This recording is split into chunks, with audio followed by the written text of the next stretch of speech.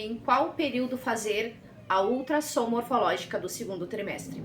Hoje o vídeo é sobre essas morfológicas que a gente tem que fazer por recomendação da Organização Mundial da Saúde. Então a primeira dica a respeito desse exame, desde a primeira ecografia que a gente tem que fazer até a última ecografia que a gente faz durante a gestação, nenhuma dessas ecografias precisam de jejum, nenhuma delas. Todas elas a gente pode ir comer, tem gente que faz, né, aquela coisa de tomar Coca-Cola, comer chocolate, até para a criança dar mais uma agitada para conseguir ver o sexo do bebê.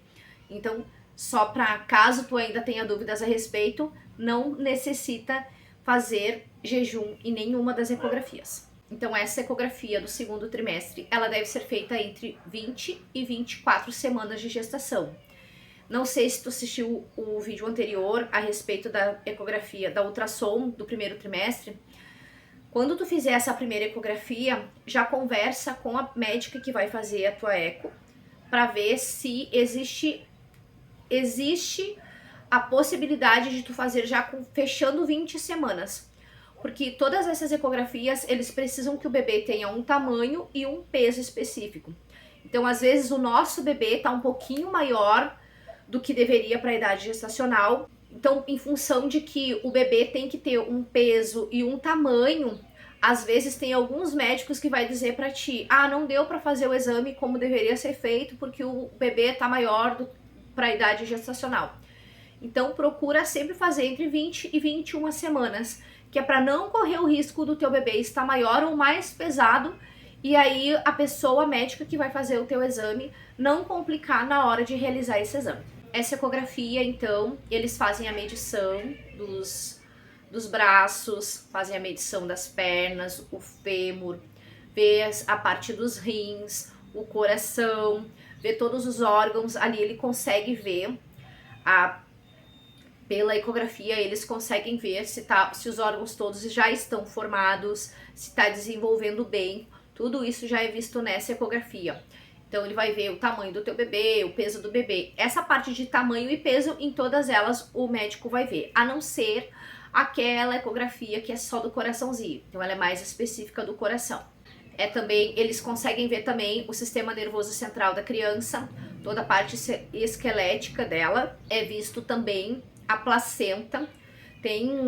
Tu vai ver na tua ecografia, sempre vai ter assim, placenta grau 1, placenta grau 2 e placenta grau 3. Alguns médicos não levam em conta, outros médicos levam em conta. Então isso vai variar muito de médico para médico. Tem médico que diz assim, eu não levo em conta o grau da placenta se o líquido amniótico tá assim, ou eu não levo em conta o grau da placenta se o bebê está em determinada situação, se o bebê está ativo. Então, tudo vai depender do teu médico. Quando eu ainda estava gestante, eu ouvia muitas pessoas falar que o grau 3 era que a placenta estava muito madura e quando chegasse no grau 3 já era o período de ter o parto. E aí o outro médico que fez a minha ecografia falou para mim que eles já não levam mais em conta isso. Então, eu sinceramente, eu não sei por que alguns médicos levam em conta e outros médicos nem prestam atenção no grau da placenta.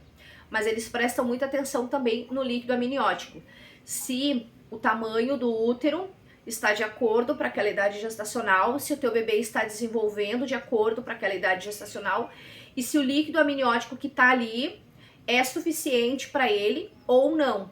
Às vezes tem mulheres que, quando vão fazer esse exame, o líquido amniótico está pouco ou o líquido amniótico está demais. E quando tem muito líquido amniótico, eles pedem que a gente refaça a ecografia em 1 ou 2 semanas para fazer um controle se vai existir a necessidade de eles colocarem uma agulha na nossa barriga para retirar um pouco do excesso do líquido amniótico.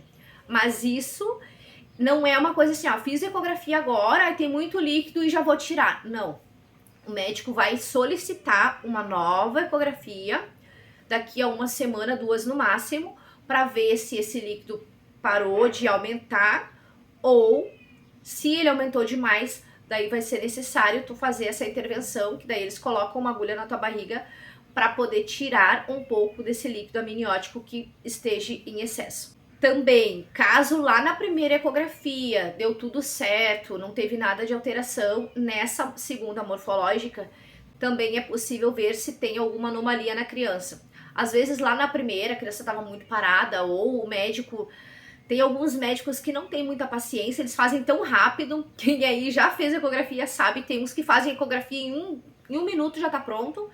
Então, às vezes acontece que tu chega lá na segunda ecografia, o outro médico consegue fazer com mais minuciosidade, e aí ele vê direitinho, conta que tem as duas pernas, conta que tem os dois braços.